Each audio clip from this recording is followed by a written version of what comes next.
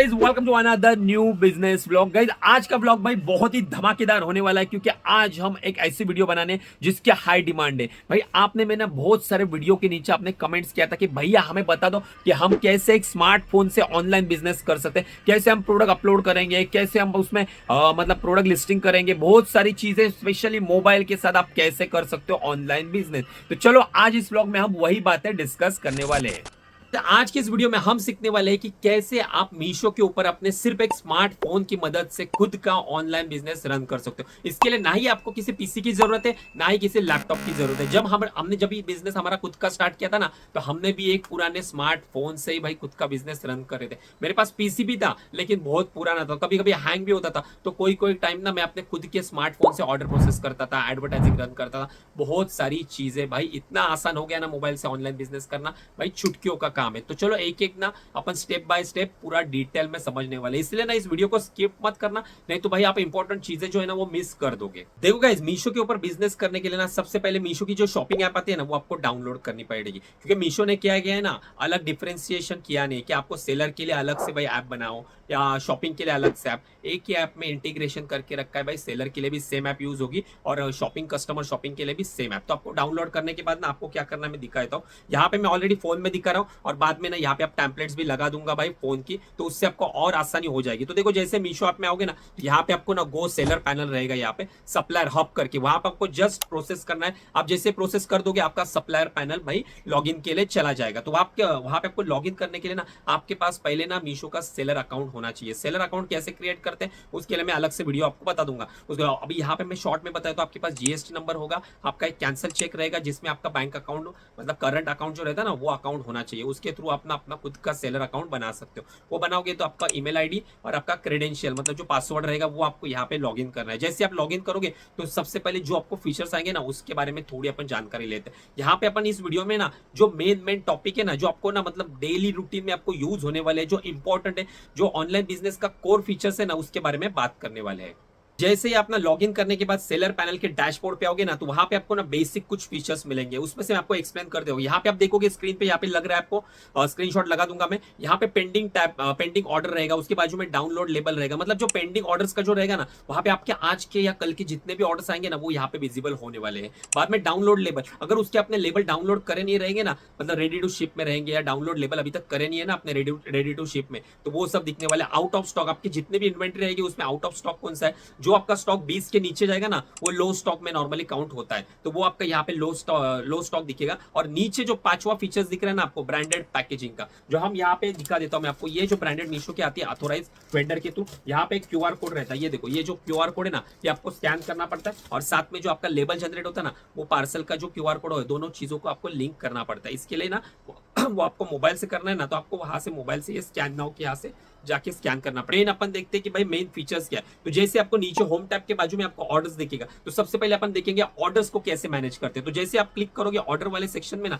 तो आपको यहाँ पे ना ओपन हो रहा है, जस्ट मिनट गाइज।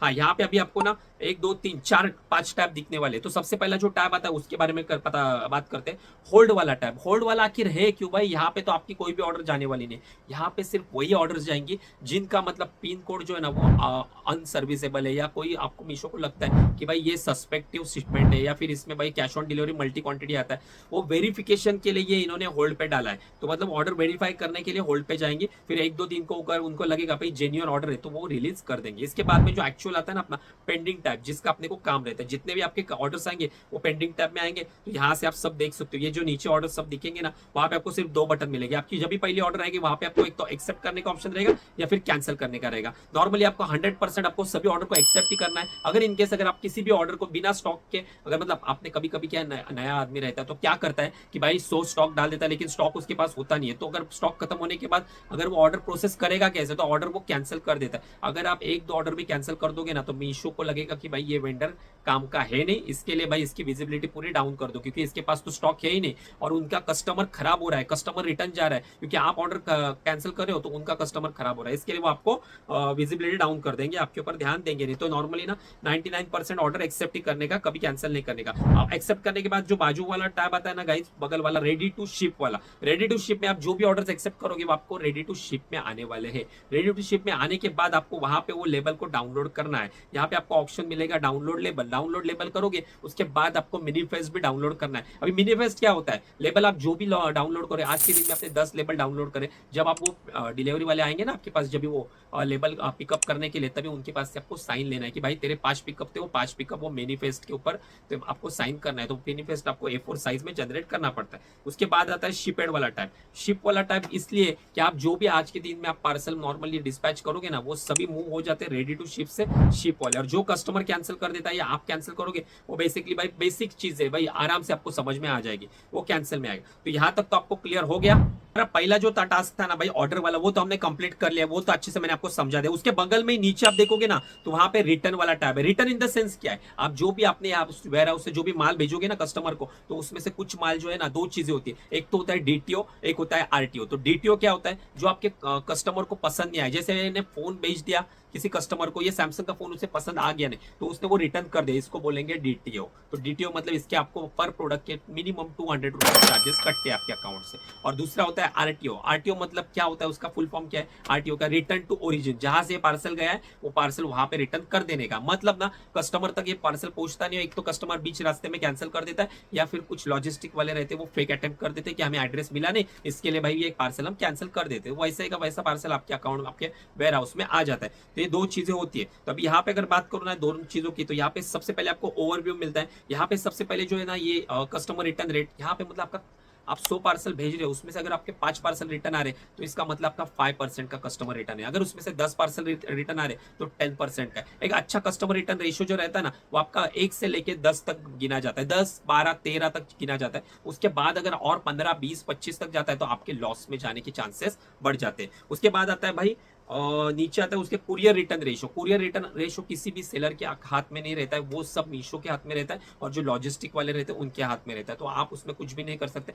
भले आपका 10% हो या 20% हो, उसमें आपको कोई भी 1 रुपए का चार्ज नहीं लगेगा। हाँ, वो बात अलग है कि आपका पैकिंग मटेरियल या प्रोडक्ट डैमेज होने के चांसेस यहाँ पे ज्यादा होते हैं। तो इसके बाद दूसरा जो आता है ड्यूअल प्राइसिंग, ये तो भाई किसी काम का है नहीं, ठीक है। चलो अर्ली स्टेज में आपको जो जो चीजें आपको मैं बताना चाहता हूँ, ये रिटर्न। अभी आपको पार्सल जो आपने भेजा है उसे आप ट्रैक कैसे करोगे, ये जो है ना टॉपिक, ये बहुत इंपॉर्टेंट है। और यहीं पे लोग ना बहुत सारी गलती कर देते हैं, ट्रैकिंग करते नहीं है। इसके लिए ना भाई लाख रुपए भी लगाओगे ना, तो भाई ना ऐसे धुएं में मिल जाएगा और आपको हाथ में कुछ नहीं आएगा, आपका पूरा बिजनेस फ्लॉप हो जाएगा। तो यहाँ पे जो ओवरव्यू के बगल वाला जो है ना आइकन, वो है रिटर्न ट्रैकिंग। तो मोबाइल में रिटर्न ट्रैकिंग के ऊपर आप जैसे क्लिक करोगे, तो यहाँ पे आपको सबसे पहले मिलेगा इन ट्रांसिट। इन ट्रांसिट मतलब ना जो पार्सल आपके आने वाले, मतलब 1-2 दिन में आपको डिलीवर होने वाले। तो यहाँ से आप देख सकते हो कि कितने पार्सल आपके आने में, तो इसे आप ट्रैक कर लेना यहाँ से। बाद में आउट फॉर डिलीवरी रहता है। आउट फॉर डिलीवरी मतलब आज के दिन में आपके कौन से पार्सल निकले डिलीवर, मतलब आपको रिटर्न, कस्टमर रिटर्न या आरटीओ दोनों पार्सल आपके यहाँ पे आ रहे नहीं आ रहे। उसके बाद आता है डिलीवर वाला। डिलीवर मतलब जो पार्सल आपको 2-4 दिन में, कितने भी मतलब 8-10 दिन में आपके पास मिले ना, रिटर्न मिला ना, आपने जो कस्टमर रिटर्न वेंडर से लिया, लॉजिस्टिक वालों से लिया है, वो सब यहाँ पे डेटा शो होता है। तो वहां पे ना आपको सब चेक करना पड़ेगा। और यहाँ पे सबसे मजेदार चीज दिखाऊं, जो भी पार्सल रिटर्न आएंगे ना, तो वहां पे ना अगर डबल टिक रहेगी ग्रीन में ना, तो मतलब वो ओटीपी वेरीफाइड है। ओटीपी वेरीफाइड क्या होता है, जब आप कभी भी अपने कोई भी डिलीवरी पार्टनर से लोगे ना, मतलब जैसे एक्सप्रेस बी वाला हो गया, ई कॉम वाला होगा, वो आपके भाई जो भी 2-3 पार्सल रिटर्न लेके आएगा ना, तो वो पार्सल आप लोगे ना, तभी ना उनको बोल देना कि भाई ये पार्सल को मेरे को स्कैन कर दो, इसका मेरे मोबाइल पे ओटीपी भेज देना, क्योंकि मैंडेटरी है। ओटीपी भेज दोगे तो ओटीपी उनके साथ शेयर करना। शेयर करने से पहले एक बार काउंट चेक करना, अगर उन्होंने आपको 3 पार्सल हैंड ओवर करे, तो आप 3 पार्सल का ओटीपी अगर सही तरह के आया रहेगा, तो वही ओटीपी आपको उनको शेयर करना है। इसके बाद अगर जैसे आप ओटीपी शेयर कर दोगे, तो यहाँ पे आपको जो दिख रहा है ना ग्रीन, ये ग्रीन हो जाएगा, मतलब ओटीपी वेरीफाइड। अगर इनकेस ओटीपी वेरीफाइड नहीं रहेगा, तो ये डाउटफुल पार्सल रहता है। कभी कभी क्या होता है ना, ये फेक अटेम्प्ट भी कर देते हैं, आपके यहाँ पे पार्सल लेके आएंगे नहीं, और फिर भी बोल देंगे कि भाई मार्क कर देंगे कि हमने पार्सल हैंड ओवर कर दिया। तो वो टाइम आपको ना, जिस दिन मतलब समझो आज की तारीख 20 से लेके 27 तारीख के बीच में आपको क्लेम डालना है, I have not receive this parcel but mark as a deliver. ऐसे इसमें जाके आपको 7 डेज के अगर अंदर आप क्लेम डालते हो, तो फिर वो पार्सल आपका ना वैलिड हो जाता है, मतलब वैलिडेशन के लिए जाता है। और वहां पे ना मीशो की टीम, सपोर्ट टीम वेरीफाई करते हैं। अगर वो आपको पीओडी प्रोवाइड करते हैं, मतलब जो साइन देते हैं, सिग्नेचर देते हैं ना अपन उनको, जब भी आप पार्सल लोगे, तो आपके यहाँ से ना वो सिग्नेचर भी लेके जाएंगे उनके मैनिफेस्ट पे। तो वो अगर आपको प्रोवाइड नहीं कर पाएंगे, तो उसका आपको लॉस्ट मार्क कर देंगे, और जो भी आपकी 300 400 500 अमाउंट है ना, वो आपको क्लेम फंड मिल जाएगा। अगर आपने ट्रैकिंग के ऊपर ध्यान दिया ना, अच्छे से पार्सल को भाई ना मैनेज करा ना, तो ये बगल वाला जो है ना, ये आपके काम का है। इसके बगल वाला जो है ना, डिलीवर के बगल वाला लॉस्ट करके जो भी आपके यहाँ पे पेक अटेम्प्ट होंगे, अगर उसके अपने ना time to time ticket raise करे, उसका फॉलोअप ले लिया ना, तो उसका जो आपको फंड मिलेगा ना, लॉस मार्क करके, जो अपना मीशो लॉस्ट करता है और उसका फंड रिलीज करता है, तो वो फंड आपको जो है ना यहाँ पे मिलेगा। लॉस्ट में जितने भी आपके पार्सल दिखेंगे ना, उसके सबके पैसे आपके अकाउंट में क्रेडिट हो जाएंगे।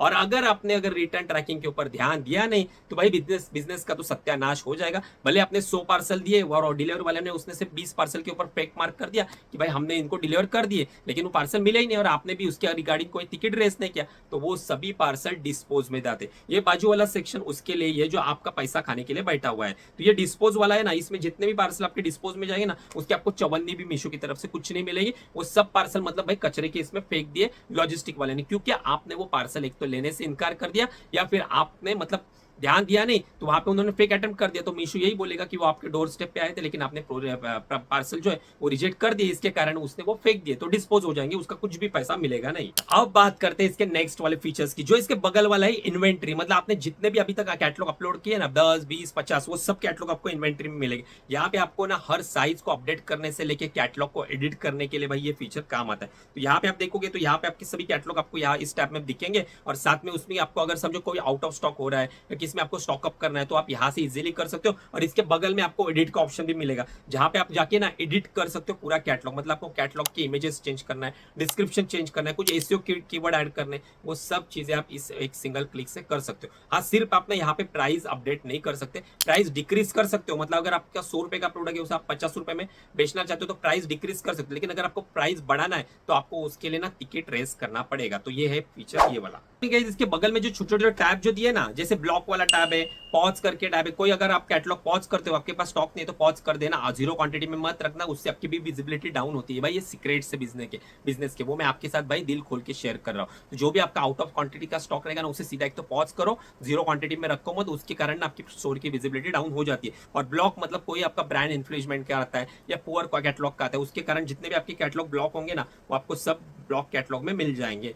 बस बाकी और तो है इस टैब में एक्सप्लेन करने के लिए कुछ नहीं है। इसके बगल वाला जो है ना, जो मेन फीचर है, जो बहुत काम का, इसके अंदर ही भाई सारे राज छुपे हुए हैं। तो ये है मेन्यू वाला टैब। अगर जैसे आप क्लिक करोगे मेन्यू वाले टैब पे ना, तो यहाँ पे आपको सबसे पहला आइकन आएगा प्राइसिंग, उसके नीचे आएगा कैटलॉग अपलोड। कैटलॉग अपलोड वो है ना, जहां से आप नए नए कैटलॉग्स अपलोड कर दोगे। उसके बाद में इमेज बल्क, वो तो अगर बहुत सारे आपको करने तो। उसके बाद जो मेन आता है, जो पैसा आने वाला टैब है भाई, वो है पेमेंट। यहाँ पे जाके आप पेमेंट रिकंसिलेशन कर सकते हो। इसके बाद नीचे वाला आता है एडवर्टाइजिंग, जो आप पैसा जलाते हो ना एड के ऊपर, वो आता है। उसके नीचे प्रमोशन, जो भी मीशो की डील्स आएंगे, डेली डील्स हो गया, स्मार्ट कॉइन हो गया या महा सेल हो गया, ये सब आपको प्रमोशन में मिलेगा। इसके बाद में नीचे आएगा प्राइस रिकमेंडेड। भाई ये तो कुछ काम का है ही नहीं, क्योंकि ये तो आपके ना भाई जेब से जो भी पैसे बचे ना, वो भी चुरा लेगा, क्योंकि आपकी खरीदारी रहेगी 100 की और ये रिकमेंडेड करेगा कि भाई आप इसे 80 में बेच दो। ये है वाला वो टैब, प्राइस रिकमेंडेशन। इसके बाद आता है भाई आपको मालामाल बनाने वाला टैब, वो है इंस्टेंट कैश। किसी एक डेडिकेटेड वीडियो आने वाले। इंस्टेंट कैश क्या होता है? बेसिकली ये मीशो का लोन होता है।